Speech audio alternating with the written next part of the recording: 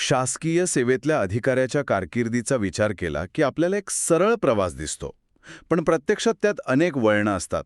बदली, नवीन जबाबदाऱ्या आणि कधीकधी अनपेक्षित संकटंसुद्धा. या प्रत्येक वळणावर नियम आणि तरतुदींचा एक मोठा आधार असतो, जो त्या अधिकाऱ्याचे हक्क आणि प्रशासनाच्या गरजा यात संतुलन साधतो. तर आज आपण एका अधिकाऱ्याच्या करिअरचा प्रवास इमॅजिन करूया. समजा काही वर्षांच्या सेवेनंतर त्यांची बदली होते. इथे पहिला टप्पा येतो, त्यांना नवीन ठिकाणी रुजू होण्यासाठी मिळणारा वेळ. मग काही वर्षांनी त्यांना एका वेगळ्याच संस्थेत म्हणजे एखाद्या महामंडळात काम करण्याची संधी मिळते. ही झाली त्यांची डेप्युटेशन. आणि दुर्दैवाने त्यांच्या कार्यकाळात कधीतरी एखाद्या चौकशीला सामोरं जावं लागलं तर निलंबनाची कारवाई होते. आज आपण या तिन्ही महत्त्वाच्या टप्प्यांवर लागू होणाऱ्या नियमांची आणि तरतुदींची सविस्तर चर्चा करणार आहोत. अगदी बरोबर. आपण आज महाराष्ट्र नागरी सेवा नियम 1981 मधल्या ह्याच 3 महत्त्वाच्या पैलूंवर बोलणार आहोत. पदग्रहण अवधी म्हणजेच जॉइनिंग टाईम, स्वीयेतर सेवा म्हणजेच डेप्युटेशन आणि निलंबन म्हणजेच सस्पेन्शन. हे नियम केवळ कागदोपत्री नसतात, तर ते एका कर्मचाऱ्याच्या व्यावसायिक आणि वैयक्तिक आयुष्यावर थेट परिणाम करतात.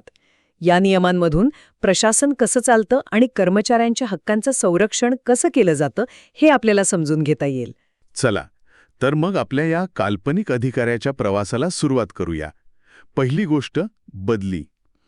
समजा त्यांची बदली झाली, तर त्यांना नवीन ठिकाणी रुजू होण्यासाठी जो वेळ मिळतो त्याला पदग्रहण अवधी किंवा जॉइनिंग टाईम म्हणतात. पण हा नक्की काय प्रकार आहे? ही एक प्रकारची सुट्टी असते का, जी ते कधीही घेऊ शकतात? सार्वजनिक हितासाठी जेव्हा बदली होते, तेव्हा नवीन ठिकाणी स्थिर स्थावर होण्यासाठी, घराची व्यवस्था लावण्यासाठी शासनाकडून दिलेला हा अधिकृत कालावधी असतो. तो तुमच्या रजेच्या खात्यातून वजा होत नाही. अच्छा, म्हणजे हा हक्क आहे. मग सर्वसाधारणपणे हा किती दिवसांचा असतो आणि तो मोजतात कसा? कारण बदली झाल्यावर तयारीसाठी किती वेळ मिळणार हे जाणून घेणं महत्त्वाचं आहे. सामान्य परिस्थितीत नियमानुसार हा 9 दिवसांचा असतो. 9 दिवस? हो, आणि याची गणना कार्यमुक्त झाल्याच्या दुसऱ्या दिवसापासून सुरू होते. पण इथे एक खूप इंटरेस्टिंग गोष्ट आहे. काय? समजा या 9 दिवसांच्या काळात रविवार किंवा एखादी सार्वजनिक सुट्टी आली, तर तो दिवस मोजला जात नाही. अरे वा, म्हणजे सुट्ट्या मोजल्या जात नाहीत याचा अर्थ. मग दिवाळी किंवा इतर सणासुदीच्या काळात बदली झाली तर कर्मचाऱ्याला प्रत्यक्षात आरामात 15-20 दिवसांचाही वेळ मिळू शकतो. हा तर एक प्रकारचा छुपा बोनस झाला की नाही? अगदी तसंच. आपल्याकडच्या स्रोतांमध्ये श्री चंद्रशेखर परदेशी यांचं एक उत्तम उदाहरण आहे. त्यांची बदली झाली आणि त्यांना 10 नोव्हेंबर 2018 जो शनिवार होता त्या दिवशी कार्यमुक्त करण्यात आलं. त्यांना 10 दिवसांचा जॉइनिंग टाईम मंजूर झाला. त्यामुळे त्यांचा अवधी 11 नोव्हेंबरपासून सुरू झाला. या काळात 24 नोव्हेंबरला एक सार्वजनिक सुट्टी आली. ती वगळून त्यांना 28 नोव्हेंबरपर्यंत नवीन ठिकाणी रुजू होण्याची मुदत मिळाली. म्हणजे प्रत्यक्षात त्यांना 10 दिवसांपेक्षा जास्त वेळ मिळाला. हे उदाहरण एकदम स्पष्ट करतं. पण याच स्रोतांमध्ये श्रीमती प्रतिभा कोरगावकर यांचं एक उदाहरण आहे. त्यांची बदली एकाच शहरात झाली होती आणि त्यांना जॉइनिंग टाईम मिळालाच नाही. असं का? बदली तर बदली असते, एकाच शहरात असली म्हणून काय झालं? तुमचा प्रश्न अगदी बरोबर आहे. यामागे एक स्पष्ट नियम आहे. जेव्हा तुमची बदली एकाच शहरात किंवा गावात होते आणि त्यामुळे तुम्हाला घर बदलायची गरज भासत नाही, तेव्हा जॉइनिंग टाईम मिळत नाही. अच्छा. श्रीमती कोरगावकर यांच्या बाबतीत तेच झालं. त्यांची बदली पुणे येथील मध्यवर्ती इमारतीतच एका खात्यातून दुसऱ्या खात्यात झाली होती. त्यांचं निवासस्थान बदललं नाही, त्यामुळे त्यांना जॉइनिंग टाईम अनुज्ञेय नव्हता. यामागचा तर्क असा आहे की हा वेळ नवीन ठिकाणी स्थायिक होण्यासाठी दिला जातो, केवळ ऑफिस बदलण्यासाठी नाही. म्हणजे लॉजिक अगदी सरळ आहे. पण या काळात पगाराचं काय होतं? म्हणजे कर्मचारी जुन्या ठिकाणीही नाही आणि नवीन ठिकाणीही रुजू झालेला नाही, मग त्याला पगार मिळतो का? हो, नक्कीच मिळतो. नियमानुसार जॉइनिंग टाईमच्या काळात कर्मचाऱ्याला तेच वेतन आणि भत्ते मिळतात जे त्याला जुन्या पदावर कार्यमुक्त होण्यापूर्वी मिळत होते. सरकार हे सुनिश्चित करतं की बदलीच्या प्रक्रियेत कर्मचाऱ्याला कोणताही आर्थिक फटका बसू नये. काही विशेष परिस्थितीत, जसं की प्रवासाला जास्त वेळ लागणार असेल किंवा नैसर्गिक आपत्ती आली असेल, तर हा कालावधी 30 दिवसांपर्यंत वाढवण्याचा अधिकारही सक्षम प्राधिकाऱ्याला असतो. ठीक आहे, म्हणजे बदली झाली तर काय होतं हे स्पष्ट झालं. पण करिअरमध्ये कधीकधी वेगळ्या संधी येतात. समजा आपल्या काल्पनिक अधिकाऱ्याला सरकारी खात्याऐवजी एखाद्या महामंडळात किंवा कॉर्पोरेशनमध्ये काम करण्याची संधी मिळाली तर काय? त्यालाच डेप्युटेशन म्हणतात ना? आणि त्याचे नियम या सामान्य बदलीपेक्षा वेगळे असतात का? अगदी बरोबर. यालाच स्वीयेतर सेवा किंवा सोप्या भाषेत डेप्युटेशन म्हणतात. यात कर्मचारी शासनाचाच असतो, पण तो तात्पुरता दुसऱ्या संस्थेत जसे की एखादे महामंडळ, विद्यापीठ किंवा केंद्र शासनाच्या कार्यालयात सेवा देण्यासाठी जातो. त्याचे मूळ विभागातील हक्क कायम राहतात, पण त्याचे वेतन आणि भत्ते ज्या संस्थेत तो काम करतो तिथून दिले जातात. पण मग इथे एक मोठा प्रश्न निर्माण होतो. पगाराचं आणि विशेषतः पेन्शनचं काय? कारण आता पगार तर सरकार देत नाहीये. मग मूळ विभागातील दीर्घकालीन हक्क जसं की पेन्शन कसे जपले जातात? मला तर वाटलं की यात कर्मचाऱ्याचा काहीतरी तोटा होत असेल. नाही. आणि इथेच सिस्टीमची खरी गंमत आहे. यासाठी एक खूप महत्वाची तरतूद आहे. ज्या संस्थेत कर्मचारी डेप्युटेशनवर जातो त्या संस्थेला त्या कर्मचाऱ्याच्या लीव्ह सॅलरी आणि पेन्शन कॉन्ट्रिब्युशनचा हिस्सा शासनाकडे नियमितपणे जमा करावा लागतो. अच्छा, म्हणजे त्याची जबाबदारी त्या दुसऱ्या संस्थेवर टाकली आहे. बरोबर. हा नियम खूप महत्वाचा आहे, कारण तो शासनाला आणि कर्मचाऱ्याला दोघांनाही सुरक्षित करतो. एक, डेप्युटेशनवर गेलेल्या कर्मचाऱ्याचा पेन्शनचा भार अचानकपणे शासनावर पडत नाही. आणि दोन, यामुळे कर्मचाऱ्याला इतर संस्थांमध्ये काम करायला प्रोत्साहन मिळतं, कारण त्याची मूळ सेवेतील पेन्शनची आणि रजेची सुरक्षितता कायम राहते. ही एक विन विन सिस्टम आहे, जी वेगवेगळ्या सरकारी संस्थांमध्ये कौशल्यांची देवाणघेवाण सुलभ करते. म्हणजे एका वेगळ्या संस्थेत काम करण्याचा एक इन्सेंटिव्ह पण आहे. नक्कीच. एवढंच नाही तर डेप्युटेशनवर असताना त्याला एक विशेष भत्ताही मिळतो. जर त्याची नियुक्ती मुख्यालयाच्या ठिकाणी असेल तर मूळ वेतनाच्या 5% 5%. आणि मुख्यालयाबाहेर असेल तर 10% प्रतिनियुक्ती भत्ता मिळतो.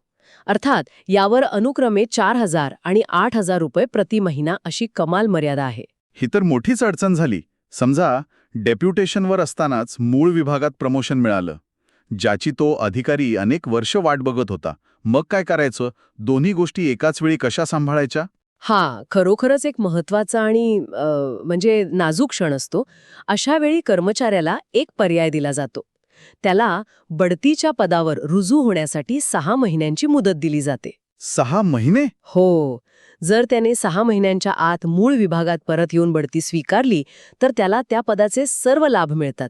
पण जर तो डेप्युटेशनवरच राहिला आणि परत आला नाही तर त्याला त्या बढतीचे कोणतेही काल्पनिक लाभ म्हणजे नोशनल बेनिफिट्स मिळत नाहीत. त्यामुळे डेप्युटेशनवरच राहायचं की बढतीसाठी परत यायचं हा त्याच्या करिअरच्या दृष्टीने एक मोठा निर्णय असतो. आपण आत्तापर्यंत करिअरमधल्या चांगल्या गोष्टींबद्दल बोललो, बदली, नवीन संधी. पण कधी कधी कठीण काळही येतो. समजा एखाद्या अधिकाऱ्यावर काही आरोप झाले आणि शिस्तभंगाची कारवाई म्हणून त्यांना निलंबित केलं गेलं. ही कल्पनाच खूप भीतीदायक आहे. सगळ्यात पहिला प्रश्न मनात येतो तो म्हणजे घर कसं चालवायचं? पगार पूर्णपणे बंद होतो का? निलंबन काळात कर्मचाऱ्याला पूर्ण वेतन मिळत नाही हे खरं आहे, पण त्याला पूर्णपणे वाऱ्यावर सोडलं जात नाही. त्याला निर्वाह भत्ता किंवा सबसिस्टन्स अलावन्स दिला जातो. नियमांनुसार निलंबनाच्या पहिल्या 3 महिन्यांसाठी हा भत्ता त्याला अर्धवेतनी रजेवर जेवढे वेतन मिळाले असते तेवढा असतो. यात मूळ वेतनाव्यतिरिक्त महागाई भत्ता आणि इतर पूरक भत्तेही समाविष्ट असतात. मला वाटलं होतं की निलंबन काळात पगार पूर्णपणे बंद होत असेल, म्हणजे फक्त उदरनिर्वाहासाठी काहीतरी किमान रक्कम दिली जात असेल. पण तुम्ही म्हणताय की तो अर्धवेतनी रजेइतका असतो, म्हणजे तो आकडा बराच मोठा असू शकतो, नाही का? हो, तो केवळ नाममात्र नसतो, पण हा भत्ता कायम तेवढाच राहत नाही. 3 महिन्यांनंतर सक्षम अधिकारी याचा आढावा घेतो.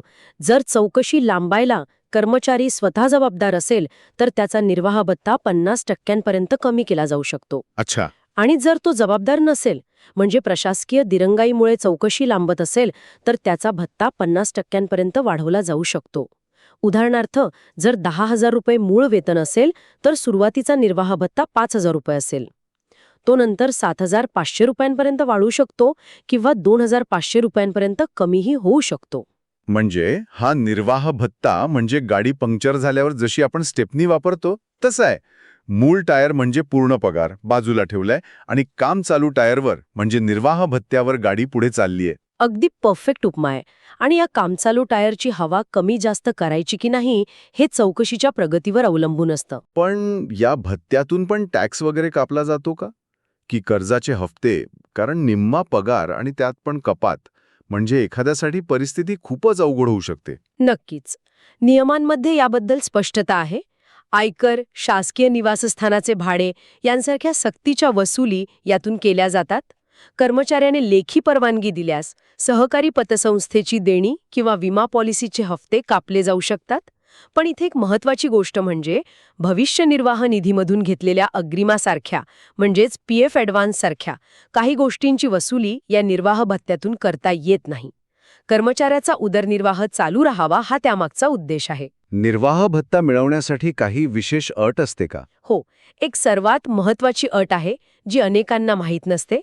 निर्वाह भत्ता मिळवण्यासाठी कर्मचाऱ्याला दर महिन्याला एक प्रमाणपत्र सादर करावं लागतं. प्रमाणपत्र? हो, त्यात मी अन्य कोणताही व्यवसाय, नोकरी किंवा धंदा करत नाही असं स्पष्टपणे नमूद करावं लागतं.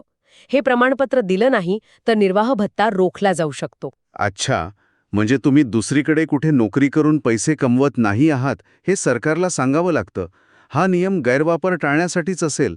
आणि शेवटी या स्टेपनीचं काय होतं ते चौकशीच्या शेवटी कळतं. समजा तो अधिकारी पूर्णपणे निर्दोष सुटला, मग त्याच्या निलंबन काळाचं काय? तुमचा स्टेपनीचा दृष्टांत पुढे नेऊया. जर चौकशी अंती तो अधिकारी पूर्णपणे निर्दोष ठरला तर निलंबन कालावधी हा कर्तव्यावरील कालावधी म्हणजे ट्रीटेड ॲज ऑन ड्युटी मानला जातो. अच्छा. याचा अर्थ तो कामचालू टायर काढून मूळ टायर परत लावला जातो. त्याला त्या काळातील थकबाकीसह पूर्ण वेतन आणि भत्ते मिळतात. जणू काही तो निलंबित झालाच नव्हता. त्याच्या सर्व्हिस रेकॉर्डवर कोणताही डाग राहत नाही. आणि जर तो निर्दोष सुटला नाही तर? जर तो निर्दोष सुटला नाही किंवा त्याला एखादी कमी शिक्षा झाली तर सक्षम अधिकारी ठरवतो की तो कालावधी कसा गणला जाईल. तो कालावधी कर्तव्यावरील मानावा, रजा मानावी की कसे, आणि त्या काळातील वेतनाचे काय करायचे याचा निर्णय घेण्याचा अधिकार त्यांना असतो. त्यामुळे निलंबनाचा शेवट हा पूर्णपणे चौकशीच्या निकालावर अवलंबून असतो. तर आज आपण एका शासकीय अधिकाऱ्याच्या कारकिर्दीतील 3 अत्यंत महत्त्वाच्या टप्प्यांचा आढावा घेतला. बदलीच्या वेळी मिळणारा जॉईनिंग टाईम, डेप्युटेशनवर जाताना जपले जाणारे हक्क आणि निलंबनाच्या कठीण काळातील आर्थिक तरतुदी. या नियमांमधून एक गोष्ट स्पष्ट होते की प्रत्येक स्थितीत कर्मचाऱ्याचे हक्क आणि प्रशासकीय गरजा यांचा समतोल साधण्याचा प्रयत्न केला जातो. अगदी बरोबर. हे नियम केवळ प्रक्रियात्मक नाहीत, तर ते शासकीय कर्मचाऱ्याला एक प्रकारची स्थिरता आणि आर्थिक सुरक्षितता देतात. बदली, डेप्युटेशन किंवा निलंबन यांसारख्या काळातही कायद्याच्या चौकटीत राहूनच प्रशासन चालते हेच यातून अधोरेखित होते.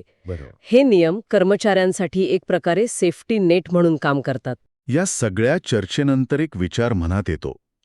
कर्मचाऱ्यांचे हक्क जपण्यासाठी बनवलेले हे सविस्तर आणि काहीसे किचकट नियम प्रशासकीय कामकाजात लवचिकता आणि वेगवान निर्णय प्रक्रियेत कधीकधी अडथळा ठरतात का? म्हणजे नियमांचे पालन महत्त्वाचे आहेच, पण रूलबुक प्रशासन आणि रिझल्ट ओरिएंटेड प्रशासन यांच्यात योग्य संतुलन कसे साधता येईल यावर विचार करायला नक्कीच वाव आहे.